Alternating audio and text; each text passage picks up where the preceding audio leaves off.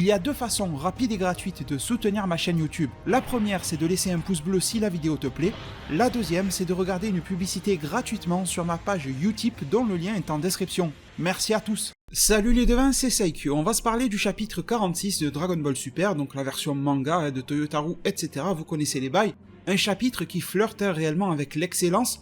Il y a 2-3 défauts ou soupçons de défauts dont je vais vous parler dans cette review-là, bien sûr, mais dans l'ensemble, c'était du quasi tout bon, et beaucoup de questions et de théories, de prédictions, etc. en tout genre, peuvent se poser, et vont se poser dans cette vidéo aujourd'hui, mais je vais aussi en garder pour d'autres vidéos, parce que je me rends compte que j'ai tellement de choses à vous partager, à vous dire sur ce sujet de ce chapitre-là, que si je devais toutes les donner dans une review, on s'en sortirait plus, elle durait 45 ans. Alors, ce chapitre 46 était bien chargé, il était quantitativement très fourni, mais était aussi très qualitatif. Et ça, c'est quelque chose que je remarque depuis le début de cet arc-là. Enfin, pas le chapitre 42, parce que c'était moitié tournoi du pouvoir et moitié arc Moro. Mais depuis que l'on a des chapitres pleinement consacrés à l'arc Moro, eh bien, je constate que c'est chargé, et en même temps, c'est très quali. Donc ça, c'est cool. Et ce chapitre commence en nous montrant, en fait, la déchéance de Goku et de Vegeta.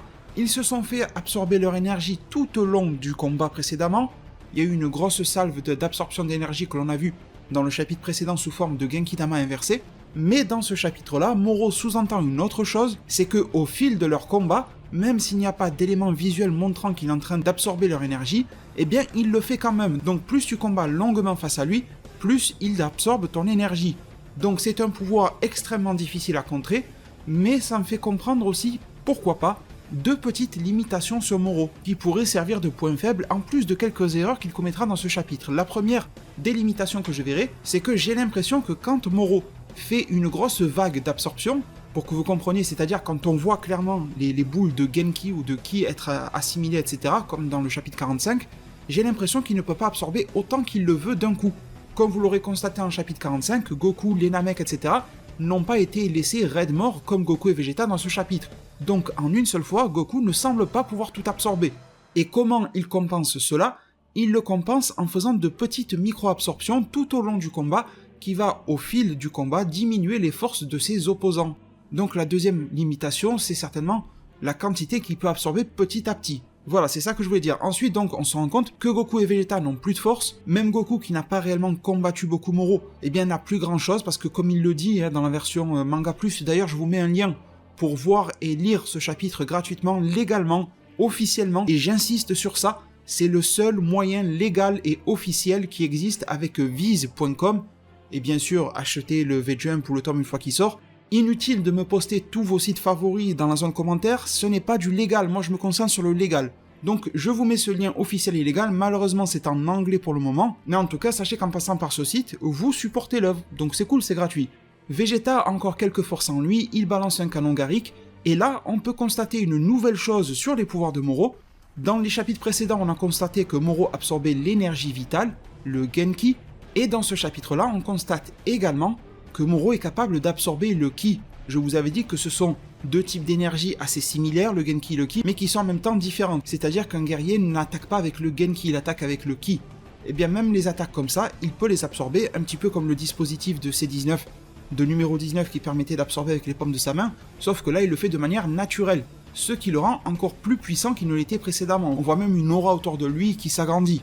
Et ça, c'est la première section du chapitre qui n'apporte pas grand-chose, mis à part une belle action, un bon storyboard, des choses plaisantes à voir. C'est cool aussi de voir Goku et Vegeta dans un état physique et dans un état de perdant dans un combat. C'est pas que je suis sadique et j'ai envie de voir Goku et Vegeta se faire battre, mais quand même, pour une fois que l'on a un arc avec un réel enjeu, avec un méchant digne de ce nom qui pourrait menacer jusqu'à tout le multivers en entier, qui pourrait devenir une menace vraiment supérieure au sens plus haut du terme, qui met à mal Goku et Vegeta sans qu'il n'ait d'option de retranchement, sans qu'il n'ait d'option d'aide extérieure, quoi que ce soit, vraiment là ils sont dos au mur et ils ne peuvent plus rien faire. Et c'est ça qui est plaisant et qui te fait comprendre la réelle tension qu'il peut y avoir aujourd'hui, en 2019, dans Dragon Ball Super, si l'auteur fait quelques efforts pour nous trouver quelques petites astuces scénaristiques pour que ça marche. Et là concrètement ça marche.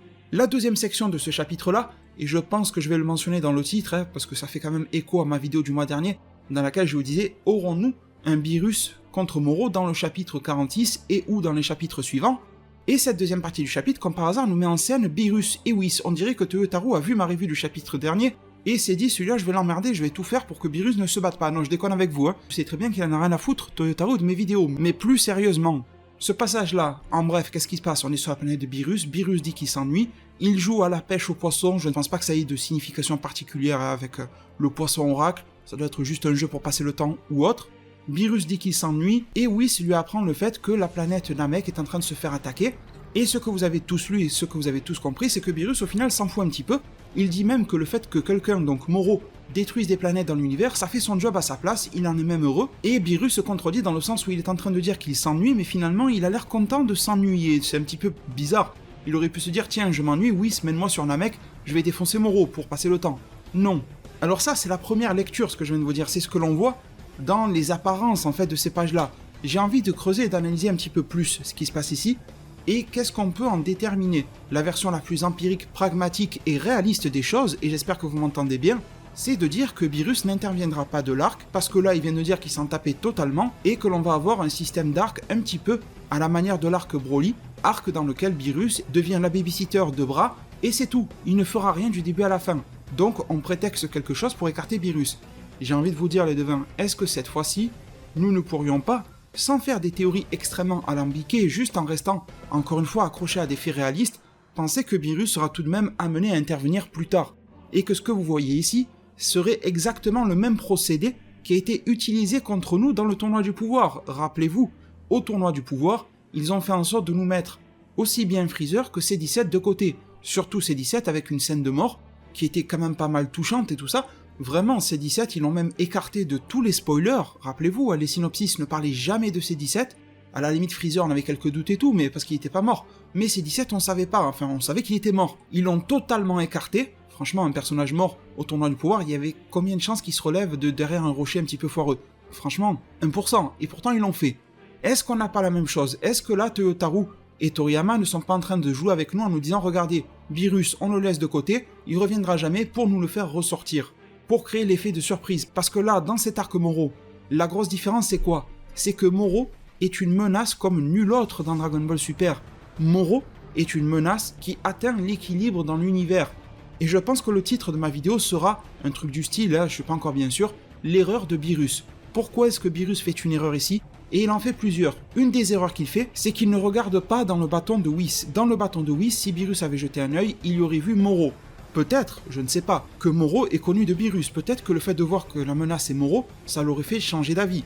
Peut-être que le Dai Kaioshin avait pu toucher de moi Beerus à je ne sais quelle époque, en parlant de Moro. Si un jour il se réveille, tu dois le battre, sinon l'univers est en péril ou quelque chose comme ça. Bon, Beerus n'a pas du tout regardé dans la cam de Whis. Beerus ne semble même pas, d'après ce que l'on voit ici, être au courant que Goku et Vegeta sont impliqués dans ce combat-là.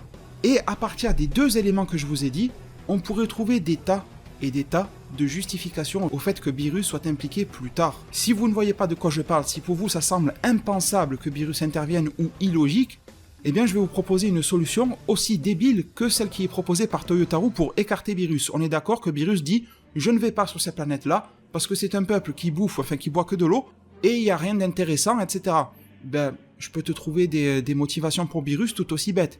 Moro en termine avec Namek, il débarque sur la Terre est menacée, Beerus est très attaché à la bouffe, il voudra donc défendre la Terre. Ça, c'est un premier levier de motivation.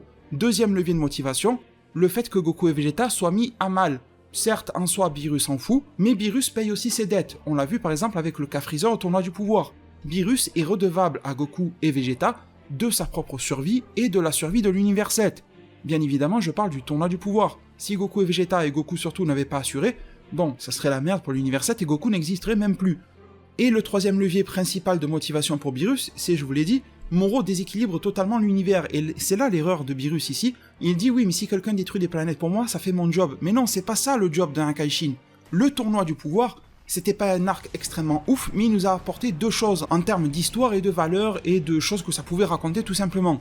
La première était assez banale et simple, c'est le pouvoir de la confiance, etc. que Jiren aura appris en fin d'arc, mais l'autre, c'est que les dieux, Kaioshin et Akaishin, doivent bien faire le travail pour avoir une notion d'équilibre. Vous vous rappelez tous du fameux classement des mortels, et là, ça ne m'étonnerait pas du tout que Whis sur sa canne reçoive un appel, par exemple du Daishinkan ou du Daishinkan et des Zeno, au bout de, je sais pas moi, peut-être dans 2-3 chapitres, pas là tout de suite, parce que là Moro n'a pas encore fait grand chose, mais si Moro se met à bouger dans tout l'univers et qu'il massacre des planètes, voire même les détruit ou les absorbe, au bout d'une bonne dizaine de planètes, sachant que Shin nous avait dit que des planètes avec des civilisations mortelles, intelligentes et dignes de ce nom, il n'y en avait qu'une vingtaine, c'est pas beaucoup, hein, une vingtaine de planètes intéressantes dans l'univers, il suffit que Moro en détruise 10, ça fait la moitié.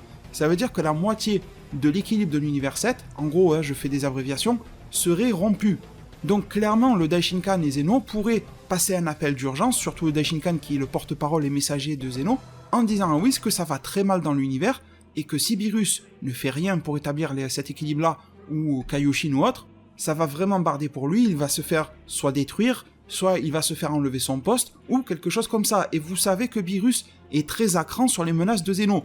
Donc c'est pour ça que pour moi, ce passage-là avec Beerus me semble, mais c'est personnel, et peut-être que vous n'êtes pas d'accord, être une mise à l'écart de Beerus, c'est-à-dire reculer pour mieux sauter ensuite.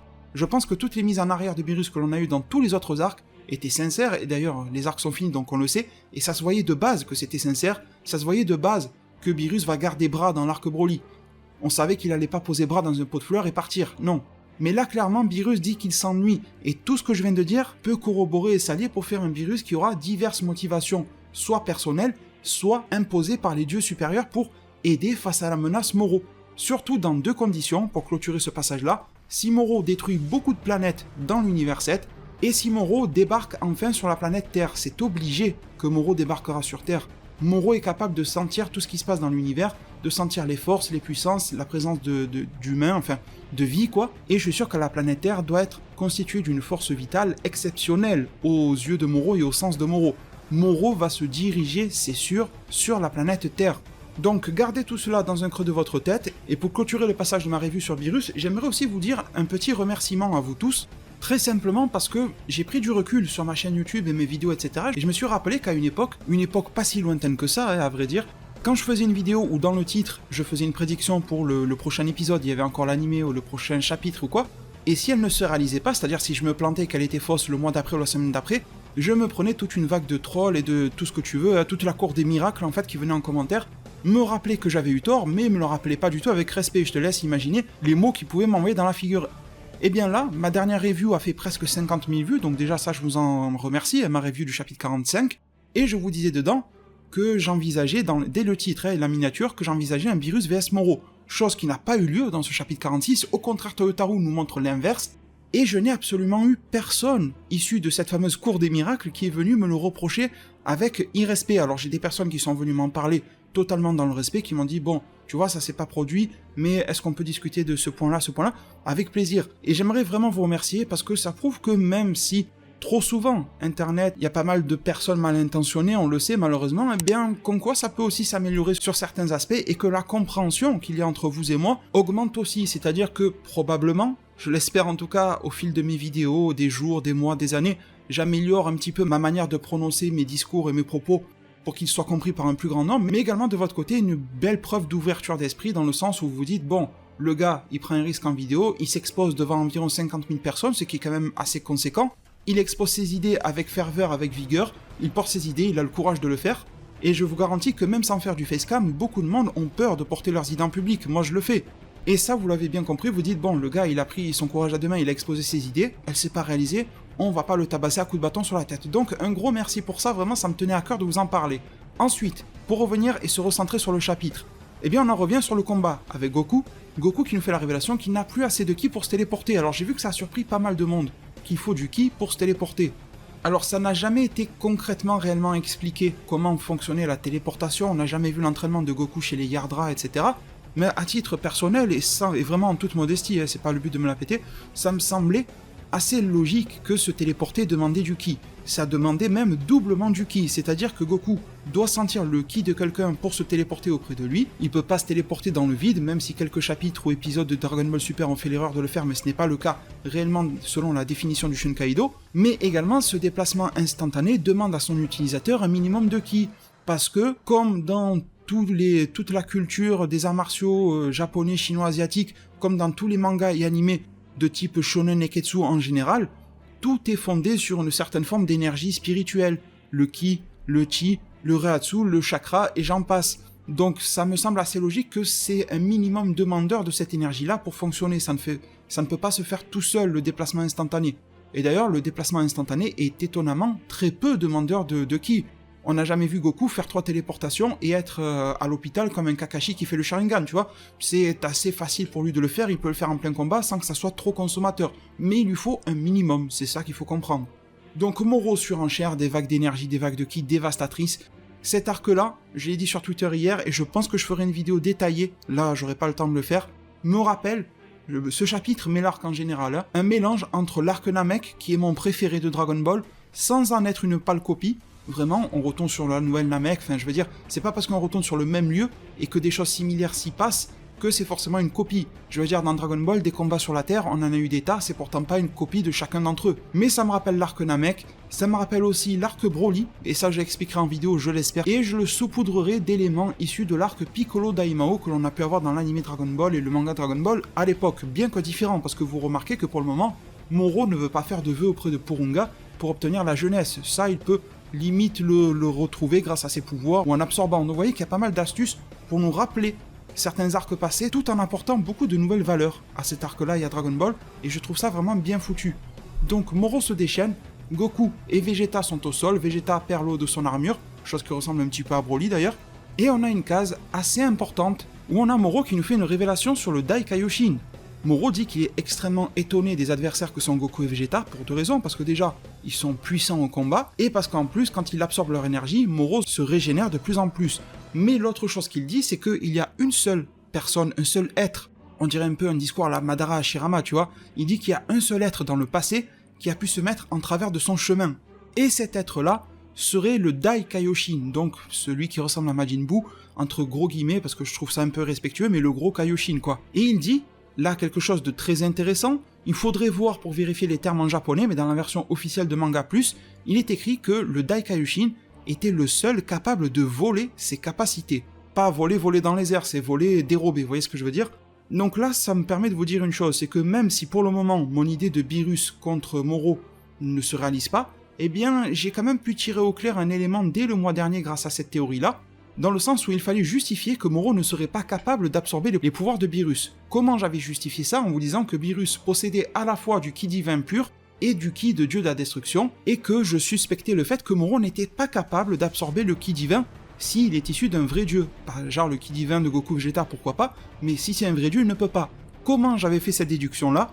En vous disant que si vous reprenez la toute première explication de Merus à propos de Moro, dans lequel on voit Moro se battre face au Dai Kaioshin, là vous savez le passage où il se balance des comètes, des météorites sur la gueule et tout ça, eh bien je vous disais que Moro se battait à la loyale face au Dai Kaioshin sans jamais absorber son énergie. Et du coup je m'étais dit, si Moro n'est pas capable d'absorber l'énergie du Dai Kaioshin, ça voudrait dire que l'énergie divine pure ne peut pas être absorbée par Moro, ça serait sa limitation. Eh bien l'explication fondamentale que j'avais sortie le mois dernier n'était pas pleinement correcte, mais il y avait une part de vrai dans le sens où Moro était limité face au Dai Kaioshin, sauf qu'il semble que ça soit une capacité du Dai Kaioshin qui permette cela. Et je pense que ce chapitre-là nous a donné pas mal de clés pour comprendre comment battre Moro, parce que déjà, dans ce chapitre-là, Moro va laisser Goku et Vegeta, une fois qu'il aura absorbé leur énergie, il va les laisser au sol en disant que ceux dont j'absorbe l'énergie finissent par périr. Ça, c'est des choses qu'on a vues tellement de fois comme erreur dans des animés mangas. Vous prenez le Sasori Kankuro dans Naruto Shippuden, etc. Voilà, c'est des choses à ne pas faire. Tu achèves l'ennemi si tu veux l'achever, tu le laisses pas comme ça, surtout quand il t'a montré des preuves de dangerosité extrême. Parce que la preuve, c'est que derrière, les Namek sont venus sauver et aider Goku et Vegeta. Goku et Vegeta vont se remettre en question, s'entraîner, apprendre de nouvelles techniques, ils vont soulever Moro, c'est sûr. Mais l'autre chose également qui permettra de soulever Moro, c'est le Dai Kaioshin, parce que dans ce chapitre-là, la deuxième perche que l'on nous tend, c'est le réveil de Majin Buu. Majin Buu s'est déjà réveillé, et on sait très bien que le Dai Kaioshin est à l'intérieur, et comme le soulignait Marco l'autre jour dans le live, Majin Buu, sans avoir besoin de faire ressortir, d'éjecter ou de recracher le Dai Kaioshin, Majin Buu est déjà en soi capable d'exploiter les capacités des êtres qu'il a absorbés. Majin Buu pouvait faire le Kamehameha, Majin Buu pouvait penser avec intelligence comme Piccolo. Et des techniques comme ça, il y en a beaucoup et j'en passe, le Ghost Kamikaze Attack, etc. Donc, dans la pure logique des choses, Majin Buu, celui que nous connaissons, est capable d'exploiter les techniques du Dai Kaioshin pour pouvoir voler les capacités de Moro. Alors là, ça ouvre une hype énormissime. Va-t-on avoir un retour en force de Majin Buu? Va-t-on avoir un Majin Buu exploitant les capacités du Dai Kaioshin, ce qui donnerait un énorme power-up à Majin Buu, D'ailleurs, comme un abonné me le disait il y a fort longtemps sur Facebook, j'espère qu'il se reconnaîtra, mais je sais pas s'il regarde toujours mes vidéos, à la fin de l'animé, uniquement l'animé Dragon Ball Z, tu as Bulma qui fait la mention du fait que Majin Buu et Goku sont les deux plus forts de l'univers actuellement. Elle ne dit pas Vegeta, elle dit Majin Buu. Sauf que ça c'est exclu animé et c'est pas dans le manga, donc c'est pas considéré comme canon. Mais si Majin Buu obtient un power-up gigantesque grâce au Daikaioshin, ça pourrait expliquer le fait que le top 3 à la fin, au moment du tournoi face à Oob, eh bien ça serait Goku, en 2 Majin Buu, en 3 Vegeta. Mais bon, j'imagine mal Vegeta à la place de 3ème. Franchement, j'imagine mal. Ce que je vous dis là, c'est juste une référence insolite, on va dire ça comme ça. Donc, très hypé par ce qui se passe, mais Majin Buu va être très sûrement la clé de ce combat-là. Après, un truc qui fait fantasmer beaucoup de fans, et une idée qui a déjà été utilisée à moitié par Dragon Ball GT, c'est également l'absorption par Majin Buu. Imaginons que Majin Buu exploite les capacités du Daikaioshin, mais que Majin Buu n'est toujours pas assez suffisamment puissant. C'est bien beau d'empêcher Moro d'absorber, mais si tu n'as pas la force pour te le faire, surtout qu'il vient d'absorber Namek, Goku, Vegeta et compagnie, donc il est super balèze, est-ce que Majin Buu ne pourrait pas absorber Goku et Vegeta, exploiter leurs pouvoirs et leurs techniques, également exploiter les techniques du Daikaioshin, livrer un combat ultra épique face à Moro, et une fois que le combat est terminé, Majin Buu est un gars gentil, il obéit même à Mister Satan et tout, il recracherait volontairement, parce que c'est un bon gars maintenant, Goku et Vegeta. Alors ça serait pas forcément le plus vendeur en termes de figurines et tout d'avoir un combat de Majin Buu, mais moi c'est quelque chose qui me plairait énormément. Ça me plairait beaucoup plus que de retomber sur les éternels Gogeta, Broly, Jiren et compagnie. En tout cas, ça me plairait plus que de retomber uniquement sur la force brute, c'est ça que je veux vous indiquer. Donc pour poursuivre dans ce chapitre-là, comme je vous l'ai dit, Goku et Vegeta sont laissés pour morts, ils ont même les yeux blancs, on peut même croire qu'ils sont morts, mais un des Namek nous indiquera que non, il va leur redonner de la force. On voit Moro, qui d'apparence rajeunit, mais comme je l'ai dit dans ma vidéo de spoiler, ce n'est pas exactement ça. Moro ne rajeunit pas réellement, Moro se régénère. Même s'il a l'air beaucoup plus juvénile et que ses muscles sont beaucoup moins asséchés, il dit bien que sa chair a été restaurée, sa chair a été régénérée. Il dit pas j'ai rajeuni. Donc je pense que Moro garde le même âge, mais qu'il est en bien meilleur état physique. C'est tout en fait, et donc d'une certaine manière, grâce à ses capacités d'absorption, Moro est capable d'avoir une forme de jeunesse éternelle. Je pense que c'est ça qu'il faut comprendre des pouvoirs de Moro, et que son apparence vieillissante était due au fait qu'il était en prison et qu'il ne pouvait absorber plus rien. D'ailleurs, il faudra nous expliquer comment une parcelle des pouvoirs de Moro a pu lui revenir en prison. J'espère que ça nous sera expliqué, et que ça sera même un élément clé de l'arc. Mais bon, ça gardons-le pour une autre fois. Alors, à la suite de quelques blabla entre lui et Cranberry, mis à part le fait intéressant que Moro va se lancer à la quête au Dragon Ball sur la nouvelle planète Namek, que les Namek se sont éparpillés en divers villages, et que Moro va écumer tous les villages pour avoir les Dragon Ball, que les Namek vont se défendre du mieux qu'ils peuvent, mais en vain, on le sait déjà, ça c'est clairement arc Freezer, mais c'est tellement cool d'avoir une quête au Dragon Ball digne de ce nom en 2019 dans Dragon Ball. Franchement là, je suis super heureux de voir ça. Donc c'est la quête au Dragon Ball pour Moro, tandis que sur Terre ça s'agite. J'ai bien aimé ce passage là, mais quand même je l'ai trouvé un petit peu longué. J'ai l'impression que Toyotarou a mis pas mal de passages entre Bulma, Mister Satan, la petite bras, sa sœur à Bulma Tights, qui ça est une très très belle idée d'injection dans Dragon Ball Super, de mettre Tights, en tout cas de la faire apparaître plus, de la mentionner plus, de lui donner même un petit rôle, de faire du lien avec le manga Jaco le Patrouilleur Galactique que je vous conseille vivement de lire. Dedans s'y trouve Dragon Ball Minus, et dedans s'y trouve l'histoire de Jaco, et l'histoire de Tights, la sœur de Bulma, et toute cette histoire avec Merus, le QG de la Patrouille Galactique, avec Jaco, avec Majin Buu, il y avait quelques cases intéressantes, mais j'ai trouvé ça vachement longué, et je pense que ce passage-là, mis à part nous donner quelques pics d'émotion, comme Bulma qui dit « si quelque chose arrive à mon Vegeta, je vais te le faire payer », qui nous rappelle forcément le « comment oses-tu toucher à ma Bulma », le fait que Bulma va sûrement mettre son nez dans cette affaire-là, le fait qu'on nous apprend le réveil de Majin Buu, bon, franchement, c'était long. Ce passage-là n'est pas mauvais du tout, mais trop long à mes yeux. Et donc, fin du chapitre, on en arrive avec un Namek qui a des pouvoirs vachement semblables à Dende. D'ailleurs, il mentionne Dende en disant j'ai des pouvoirs qui sont pas aussi forts que les siens, mais je peux régénérer une petite partie de votre énergie. Donc là, Goku et Vegeta ne sont pas à fond. Mais ça nous indique aussi le fait que ce que absorbe Moro, ce n'est pas irréversible. Moro puise, mais là en fait, si tu donnes un Senzu à Goku et Vegeta ou si tu fais revenir Kibito qui peut re-soigner les gens et tout ça, eh bien Goku et Vegeta seraient remis d'aplomb. Donc ce n'est pas irréversible. Goku et Vegeta, une fois qu'ils récupéreront suffisamment d'énergie, ils pourront se retransformer en toutes les formes de Super Saiyan, etc. Ce qu'il va falloir trouver, c'est un contre au fait que Moro absorbe les pouvoirs des gens, et ce contre-là, c'est le Daikaioshin qu'il a. Et ça, c'est un passage, cette fin de chapitre, qui est extrêmement appréciable, pour deux choses. La première, c'est que Goku et Vegeta sont mis KO, je crois de mémoire, pour 3 jours, et que Moro est toujours en quête des Dragon Ball sur cette planète Namek. le fait que Goku et Vegeta, on sent une certaine forme de remise en question de leur part dans le sens, mais regardez dans quel point on est mis à mal. Regardez l'échec qu'on vient de vivre. Alors, ils ont pas trop joué le drama sur ça, mais je l'ai quand même senti. Et on nous indique ensuite le fait, cet effet menaçant, que Goku et Vegeta sont encore dans leur lit en train de se rétablir petit à petit, et face à leurs yeux impuissants à Goku et Vegeta, d'une manière un peu plus éloignée, un village Namek se fait attaquer par Moro, ils se font décimer, ils se font génocider, ces pauvres Namek, d'ailleurs c'est vraiment un peuple martyr, et on a eu une scène absolument épique, mais qui quand même pourrait être parodique, dans laquelle on nous explique que les Namek ont une faculté d'assimilation que l'on connaît les devins, que l'on a vu grâce à Piccolo Nail, Piccolo Kami, que l'on a vu grâce à Saoniru Pirina et tout le peuple Namek de l'univers 6, et tu vois les Namek qui débarquent en mode beau gosse, ils s'absorbent, enfin ils s'assimilent, c'est une sorte de fusion à la Namek. C'est comme ça que le peuple Namek s'est protégé depuis des siècles ou des années, je sais plus ce qu'il raconte là, le vieux Namek. Et d'un coup tu as ce mec qui débarque et Moro le one-shot sans même le regarder et il dit c'est ça, votre sauveur. C'est désolé, il est mort sans même que je le regarde. Donc scène absolument cool, absolument épique. Tu puises dans le lore de Dragon Ball, par exemple du côté des Namek, mais en même temps, si je savais dessiner, je vous garantis que je vous aurais publié une putain de parodie de ça. Parce que franchement, il passe au moins 4 ou 5 pages, si ce n'est plus, à dire que les Namek se protègent de manière ancestrale en s'assimilant, t'inquiète Moro, on va le déboîter. Le mec il arrive, même pas Moro le regarde dans les yeux, ce manque de respect. Il le one-shot, il le transperce juste comme ça, alors que le mec il arrivait déter. Les pauvres autres Namek qui se sont fait assimiler, ils se sacrifient et tout, et le mec se fait déboîter, donc c'est triste, mais en même temps ça pourrait même être rigolo. Mais bon, c'est en tout cas la fin du chapitre, je trouve que c'était extrêmement qualitatif, vous avez compris. En termes de défauts, il n'y en avait pas énormément. C'est extrêmement prometteur pour le chapitre suivant. Et justement, un des derniers petits défauts que j'aimerais soulever pour ce chapitre-là, j'ai quand même été extrêmement positif dans cette review, c'est le fait que je m'attendais à plus d'avancement dans l'histoire dans ce chapitre. Alors vous allez me dire, c'est peut-être une qualité, parce que Dragon Ball Super, d'habitude, ça va très vite, même trop vite. Mais disons que ce chapitre-là, aussi excellent soit-il, le 46, m'a quand même laissé un goût de chapitre de transition. Vous allez me dire, des chapitres de transition, il en faut. Et là, je ne peux que vous donner raison, mais malgré tout, je m'attendais à un petit élément un petit peu plus pimenté dans ce chapitre-là, qui allait relever un tout petit peu plus la situation.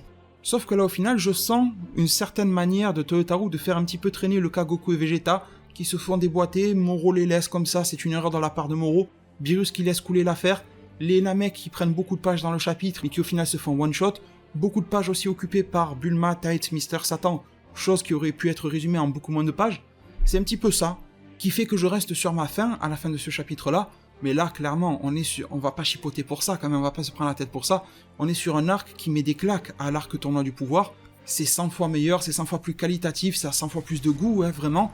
Moi, en tout cas, je me régale à lire ce chapitre-là, à lire cet arc-là tout court, en espérant que si l'anime Dragon Ball Super, le retour, décide d'adapter l'arc Moro, que ça soit tout aussi qualitatif, peut-être que nous aurons la censure et pas le sang, mais au moins que l'histoire soit tout aussi bonne, que la mise en scène soit tout aussi bonne, et que si la Toei fasse des rajouts qui soient tout autant qualitatifs, c'est tout ce que j'espère et tout ce que je souhaite pour la franchise Dragon Ball. Pour ma part, je vous remercie énormément pour tout votre soutien, ma page Utip est en description pour me soutenir gratuitement, vous regardez 2-3 publicités, ça me soutient.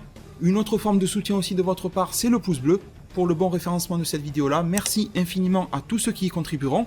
Prenez tous très bien soin de votre futur, et à plus pour de prochains arts divinatoires.